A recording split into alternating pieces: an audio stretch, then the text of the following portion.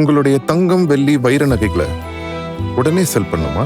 நம்பிக்கையான நிறுவனம் Max Gold. Call 04445454545. Max Gold, cash for gold.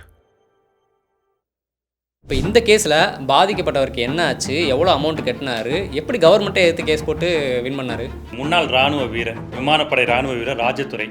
அவர் வந்து என்னன்னா, அந்த நாட்டின் மீது அக்கறையில் வந்து இந்த சூரிய மின்சார பிரதம மந்திரி அவங்க இதில் வந்து இந்த சென்ட்ரல் கவர்மெண்ட்டில் ஸ்கீம் இருக்குது. சென்ட்ரல் கவர்மெண்ட் ஸ்கீம் படி அந்த சோலார் பேனல் அமைக்கிறதுக்காக என்ன செஞ்சார், மார்ச் மாதம் 2024 வந்து ஆன்லைன் மூலியமாக ஒரு அப்ளிகேஷன் போட்டிருக்காரு. இது எப்படி இபியில் வந்து கால்குலேஷன் பண்ணுவாங்கன்னா, நம்ம அந்த சோலார் மூலியமாக மின் உற்பத்தி பண்ணி அதை வந்து நம்ம கவர்மெண்ட்டுக்கு கொடுக்கணும். மற்றபடி இபி பில் வராது. இபி பில் வராது. இந்த நிலையில் என்ன ஆயிடுச்சுன்னா, 20 ஜனவரிக்கு வந்து அவர் ஒரு மெயில் ஐடிக்கு வந்து என்ன வருதுன்னா, என்ன ஜட்ஜ்மெண்ட் கொடுத்தாங்க? ஜட்ஜ்மெண்ட் வந்து உத்தரவு வந்து செப்டம்பர் 2025 கொடுக்குறாங்க. வெல்கம் டு மெய்ப்பொருள். தான் வீட்டுக்கு சோலார் பேனல் இன்ஸ்டால் பண்ணணும்னு நினச்ச ஒருத்தருக்கு என்ன மோசடி நடந்துச்சு, அவர் எவ்வளோ அமௌண்ட்டு கட்டினார், அதுக்காக கவர்மெண்ட்டே எதிர்த்து போராடி எப்படி கேஸ் போட்டு 64,000 ரூபா இழப்பீடு வாங்கினார் அப்படிங்கிறத பற்றி பாதிக்கப்பட்டவர் சார்பாக கேஸ் போட்டு வாதாடி ஜெயிச்சு கொடுத்த திரு வேல்முருகன் சார்ட்ட டீட்டெயிலாக கேட்டு தெரிஞ்சுக்கலாம். இவர் இணை செயலாளராக இருக்கிற மன்னார்குடி நுகர்வோர் பாதுகாப்பு சங்கம் பார்த்திங்கன்னா இந்த மாதிரி மக்களுக்காக நிறைய கேஸ் வின் பண்ணி கொடுத்துருக்காங்க. அதில் இதுவும் ஒன்று. ஸோ இந்த மாதிரி நம்மளுமே கன்சூமர் கேஸ் சம்மந்தமாக இதுக்கு நிறையா அவேர்னஸ் கொடுத்துருக்கோம். இப்போ இந்த கேஸ் பற்றி சார்ட்ட டீட்டெயிலாக கேட்டு தெரிஞ்சுக்கலாம். வணக்கம் சார். வணக்கம். நீங்கள் நிறையா கன்சூமர் கேஸ் பற்றி நம்ம சேனல்லே பேட்டி கொடுத்துருக்கீங்க. இப்போ இந்த கேஸில் பாதிக்கப்பட்டவருக்கு என்ன ஆச்சு, எவ்வளோ அமௌண்ட் கட்டினார், எப்படி கவர்மெண்ட்டே எடுத்து கேஸ் போட்டு வின் பண்ணார்? முன்னாள் இராணுவ வீரர், விமானப்படை இராணுவ வீரர் ராஜதுரை. அவர் வந்து என்னன்னா, அந்த நாட்டின் மீது அக்கறையில் வந்து இந்த சூரிய மின்சார பிரதம மந்திரி அவங்க இதில் வந்து இந்த சென்ட்ரல் கவர்மெண்ட்டில் ஸ்கீம் இருக்குது. சென்ட்ரல் கவர்மெண்ட் ஸ்கீம் படி அந்த சோலார் பேனல் அமைக்கிறதுக்காக என்ன செஞ்சார், மார்ச் மாதம் 2024 வந்து ஆன்லைன் மூலியமாக ஒரு அப்ளிகேஷன் போட்டிருக்காரு, சோலாருக்கு மாறலான்ட்டு. இது வந்து என்ன ஆயிடுச்சுன்னா, நவம்பர் மாதம் போல் அது சேங்ஷன் ஆகிட்டு ப்ரோசன்கிற ஒரு நிறுவனம் வந்து அந்த சோலார் பேனல் வந்து எல்லோரும் செட் பண்ணி கொடுத்துருக்காங்க. அப்போக்கே அவர் வீட்டில் வந்து என்னென்னா 2 கிலோவாட் மின்சாரம் தான் பயன்படுத்தியிருக்காங்க. அது 3 கிலோவாட்டாக மாற்ற சொல்லி அவங்க சொல்லியிருக்காங்க. சர்வீஸ் கனெக்ஷன் வந்து 3 கிலோவாட்டாக மாற்ற சொல்லியிருக்காங்க. இதுக்காக அவர் என்ன செய்கிறாரு, தமிழ்நாடு மின்சாரத்துறை அவங்கள்ட்ட அந்த அலுவலகத்துக்கு போயிட்டு அவங்க கேட்கும்போது ஆன்லைனில் வந்து நீங்கள் அப்ளை பண்ணுங்கள், அதுக்கான பேமெண்ட் நீங்கள் கட்டுங்கிறப்ப அவர் நவம்பர் 2024 போல் ஆன்லைனில் வந்து 3,625 ரூபா பேமெண்ட் பண்ணுறாரு. பேமெண்ட் பண்ணிவிட்டு திரும்பி ஆஃபீஸில் போய் கேட்கும்போது இல்லை இன்னும் அப்டேட் ஆகலை, சிஸ்டத்தில் ஏதோ சாஃப்ட்வேர் ப்ராப்ளம் இருக்குது, அதனால் திரும்பி நீங்கள் உங்களோட பே பண்ணுங்கள், அந்த அமௌண்ட் உங்களுக்கு ரீஃபண்ட் ஆகிடும் அப்படின்னு சொன்னோன்னே அவர் என்ன செய்கிறாங்க, டிசம்பர் 2024 திரும்பி ஒரு அப்ளிகேஷன் போட்டு 3,480 ரூபா கட்டுறாரு. 2 நடை கட்டிடுறாரு. 2வது நடை அந்த அமௌண்ட்டை கட்டுறாரு. கட்டிட்டு அந்த விண்ணப்பை ஏற்றுட்டு அவங்களுக்கு வந்து பே பண்ணிட்டாரு. பே பண்ணிட்டாங்கன்னா இது எப்படி இபியில் வந்து கால்குலேஷன் பண்ணுவாங்கன்னா, நம்ம அந்த சோலார் மூலியமாக மின் உற்பத்தி பண்ணி அதை வந்து நம்ம கவர்மெண்ட்டுக்கு கொடுக்கணும். கொடுத்துட்டு அந்த நம்ம எவ்வளோ யூசேஜ் பண்ணுறோமோ அது கால்குலேஷன் பண்ணுவாங்க. ஒவ்வொரு வருஷமும் மார்ச் மாதம் எவ்வளோ ஒரு வருஷத்துக்கு நான் உற்பத்தி பண்ணியிருக்கேன், ஒவ்வொரு வருஷம் எவ்வளோ யூஸ் பண்ணியிருக்கீங்கன்னு பார்த்துட்டு அதுக்கு தகுந்த மாதிரி பண்ணுவாங்க.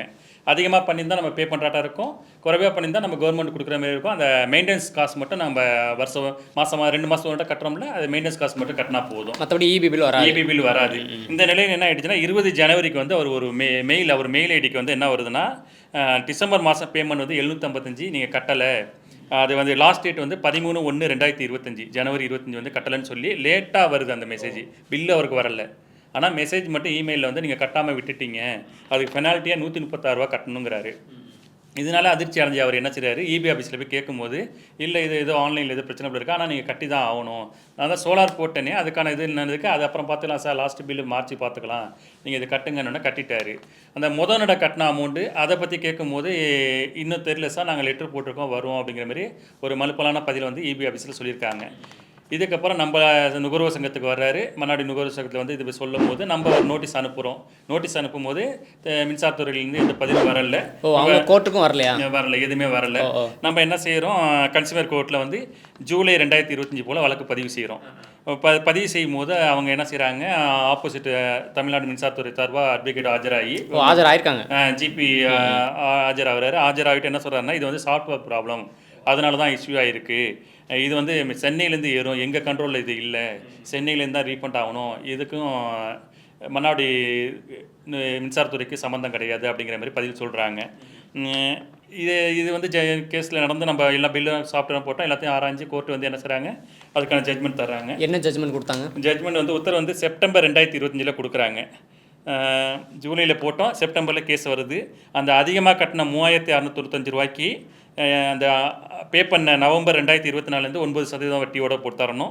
மன உளைச்சலுக்கு 50,000 ரூபா, வழக்கு செலவு தொகை 10,000 ரூபா, டோட்டலாக ஒரு 64,000 ரூபா இழப்பீடு கொடுக்கணும் உத்தரவு பேமெண்ட் கொடுக்கணும் உத்தரவு வந்துச்சு. அமௌண்ட் கொடுத்துட்டாங்களா? இல்லை, அதுக்கப்புறம் திரும்பி நம்ம நோட்டீஸ் போட்டோன்னா அவங்க ஒரு பதில் கொடுத்தாங்க, ப்ராசஸிங் நடந்துட்டு இருக்கா, அமௌண்ட் தரோம் அப்படிங்கிற மாதிரி.